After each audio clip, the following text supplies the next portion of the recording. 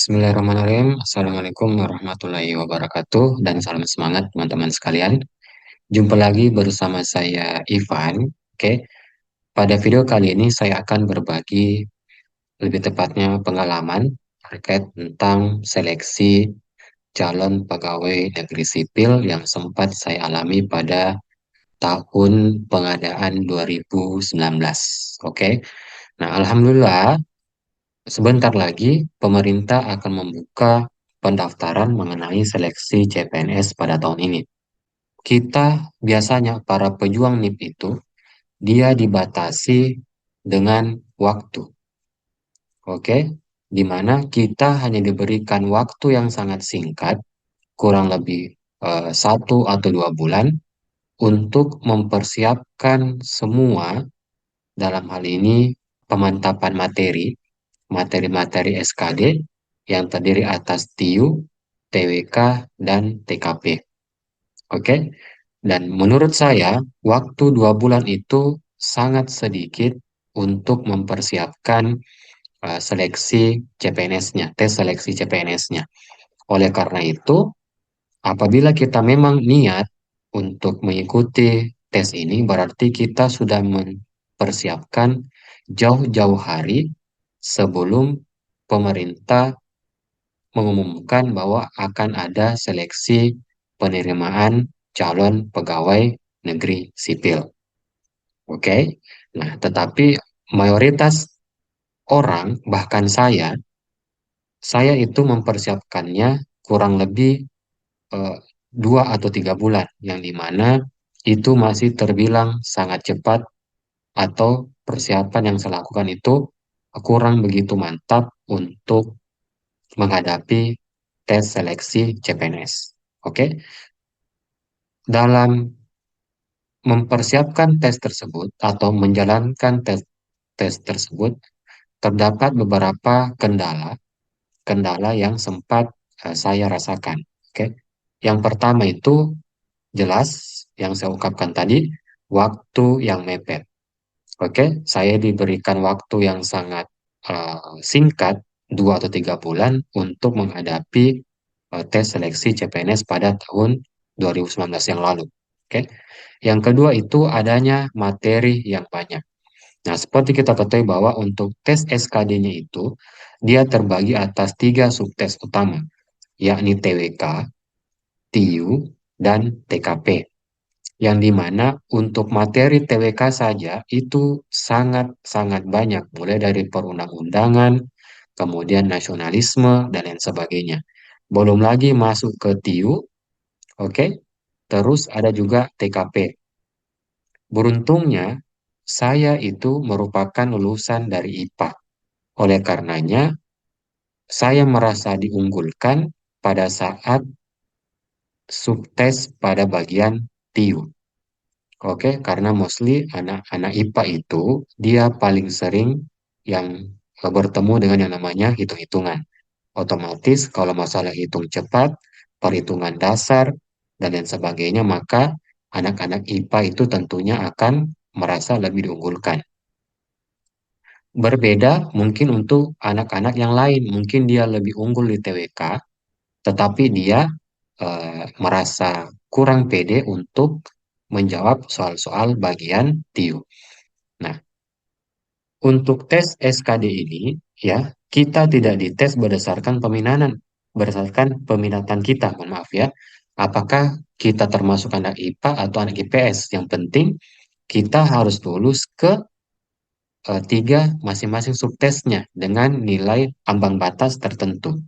Oke, untuk TIU, untuk TWK, ataupun untuk TKP, dia memiliki nilai-nilai ambang batas tertentu. Selanjutnya adalah masalah biaya. Adapun masalah biaya yang saya maksudkan di sini adalah apabila teman-teman memilih untuk ikut bimbingan di lembaga-lembaga pendidikan tertentu di luar sana yang kebanyakan menjanjikan kelulusan pada tes seleksi CPNS, kalau tidak uang akan kembali. Nah, tentunya biaya itu untuk tesnya saja pastilah tidak murah. Oke, jadi itu juga merupakan salah satu kendalanya. Yang keempat itu adalah masalah kesibukan. Nah, teman-teman sekalian pasti, saya yakin bahwa kalian memiliki kesibukan-kesibukan tersendiri. Oke, tentunya di antara banyak kesibukan-kesibukan tersebut, teman-teman haruslah mampu untuk mengatur-ngatur waktu supaya ada waktu yang dialokasikan secara khusus hanya untuk dipergunakan menghadapi seleksi CPNS tahun ini. Oke? Nah, jadi pertanyaannya adalah belajar SKD CPNS itu harus dimulai dari mana? Oke? Nah, menurut pengalaman saya pribadi, terdapat beberapa langkah atau beberapa poin yang saya lakukan. Yang pertama itu, saya harus mengenali kekuatan saya terlebih dahulu. Maksudnya, di antara tiga subtes itu ada TIU, ada TKP, dan ada TWK. Kira-kira yang mana yang paling menguntungkan bagi saya? Oke.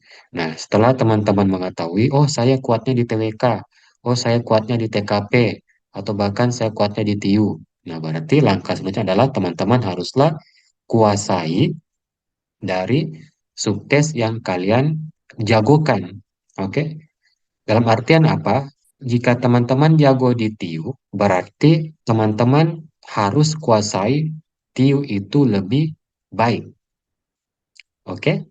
Nah, efeknya apa? Efeknya adalah kalau teman-teman telah menguasai TIU dengan baik, berarti porsi belajar kalian itu akan semakin banyak untuk menambal materi-materi yang lemah.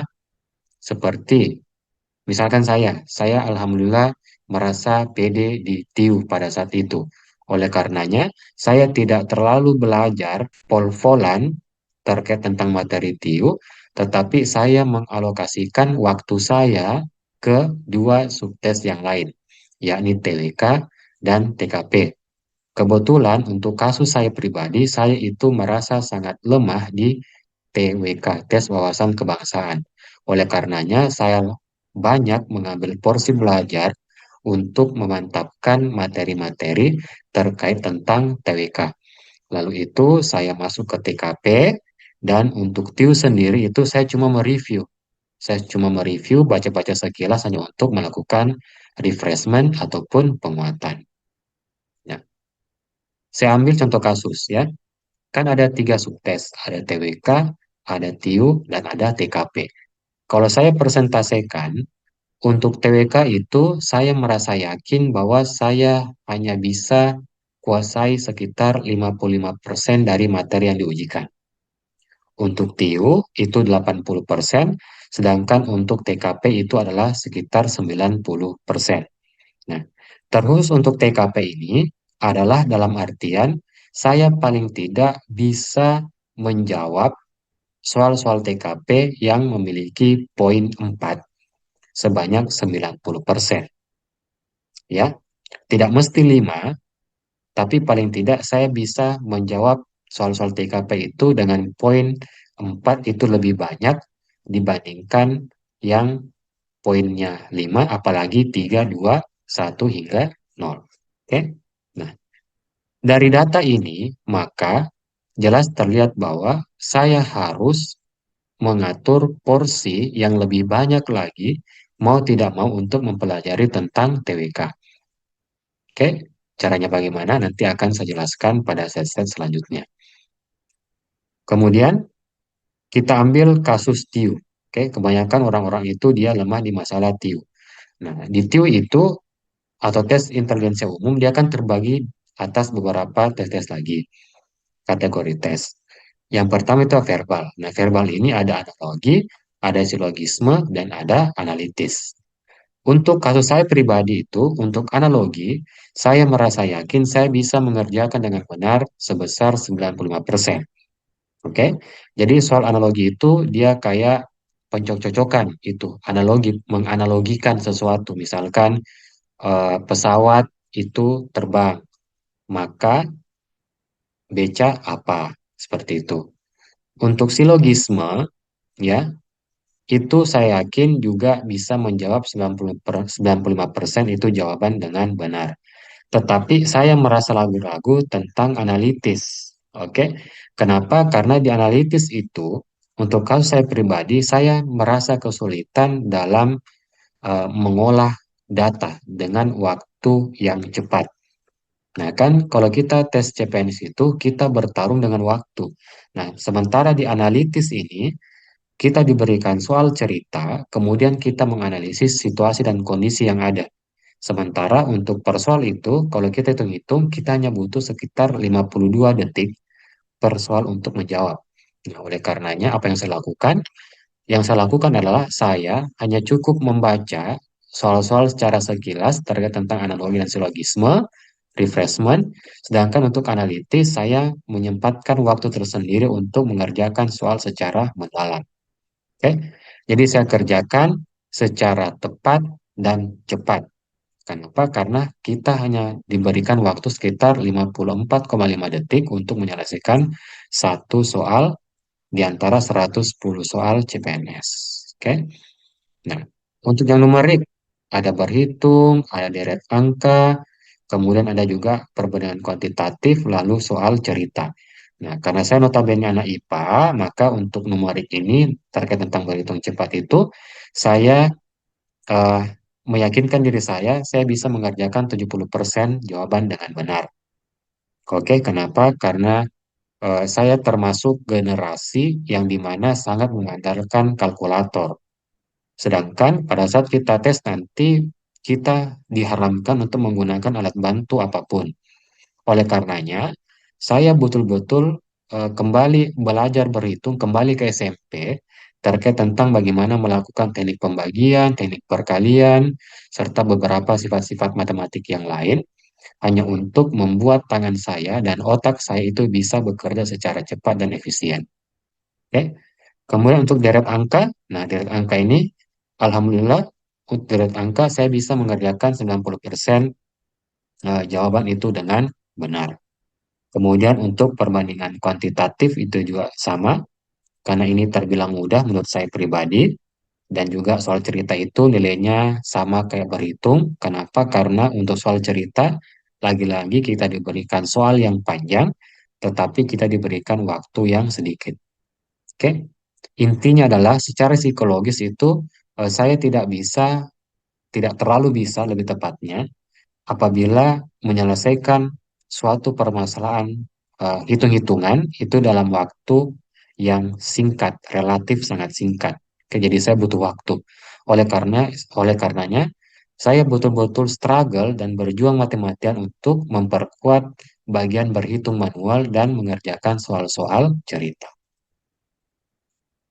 Kemudian untuk figural itu terbagi tiga, ada analogi, kemudian ada ketidaksamaan, dan ada juga dalam bentuk serial. Jadi figural itu terkait tentang bagaimana cara kita memandang sesuatu objek untuk mendapatkan solusi dari permasalahan. Nah, ini terbagi tiga, ada analogi, ketidaksamaan, dan juga serial. Untuk analogi itu kita mencocok-cocokkan gambar. Oh, kira-kira gambar ini itu dia sesuai dengan gambar yang mana. Kemudian kalau ketidaksamaan, ya kita mencari gambar yang berbeda di antara kumpulan-kumpulan gambar. Terus yang serial itu adalah gambarnya berbentuk pola. Oke, jadi kita menemukan pola-pola pola-pola apa yang ingin dicari berdasarkan pola-pola yang telah diberikan pada soal. Untuk analogi itu, saya yakin bisa menjawab 85%, begitupun juga dengan ketidaksamaan dan juga serial. Jadi untuk figural itu, dia kebanyakan sama kuat ya, sama kuat.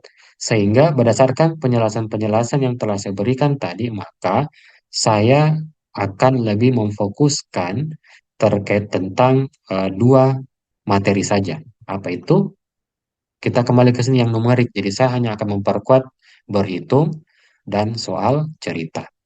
Nah, cara ini juga teman-teman bisa lakukan untuk menganalisis di mana kekuatan dan kelemahan kalian. Oke, kalau kita mengambil garis besarnya, mengambil contoh saya pribadi, maka otomatis jika saya diberikan waktu 10 jam untuk belajar, maka saya akan gunakan 8 jam untuk mengerjakan soal-soal terkait tentang TWK, tes wawasan kebangsaan. Kenapa? Karena menurut saya pribadi, itu TWK merupakan materi yang sangat sulit. Oleh karenanya saya harus betul-betul belajar mencari referensi yang baik terkait tentang materi-materi TWK. Oke, nah sekarang harus bagaimana? Nah, jadi untuk menyukseskan, oke, atau memperbesar peluang teman-teman sekalian agar lulus dan dapat menjawab pertanyaan SKD dengan baik, mau tidak mau teman-teman itu harus perbanyak latihan soal. Oke, ingat dengan waktu yang mepet seperti ini, ya, kita tidak boleh lagi banyak-banyak belajar tentang materi, tapi kita banyak-banyak mengerjakan latihan-latihan soal. Nah, itulah kenapa kalau teman-teman cek di YouTube memasukkan kata kunci CPNS, maka akan banyak kreator-kreator itu dia memfokuskan kepada latihan-latihan soal. Kenapa? Karena menurut saya mereka menganut pemahaman ini. Tidak perlu lagi kita belajar materi, oke? Kita hanya cukup untuk memperbanyak latihan-latihan soal. Kenapa? Karena tidak menutup kemungkinan semakin banyak kita melakukan latihan soal, maka model-model soal tersebut akan membekas di pikiran kita dan nantinya secara otomatis apabila kita tes SKD yang sebenarnya akan memudahkan kita dalam mengerjakan soal tersebut. Kenapa? Karena tipe soal tersebut itu sudah sering kita temukan. Oke? Dan yang terakhir yang bisa saya sarankan adalah berdoa, oke, dan jangan stres, ya. Nah, jadi itulah beberapa informasi-informasi terkait tentang sharing-sharing yang bisa saya berikan terkait tentang bagaimana untuk memanfaatkan waktu dengan baik yang singkat ini agar memperbesar kesempatan kita dalam mempelajari atau dalam meluluskan diri kita dalam tes SKD CPNS. Oke, kalau begitu sekian informasi dari saya. Semoga informasi yang saya sampaikan itu dapat memberikan manfaat bagi teman-teman sekalian.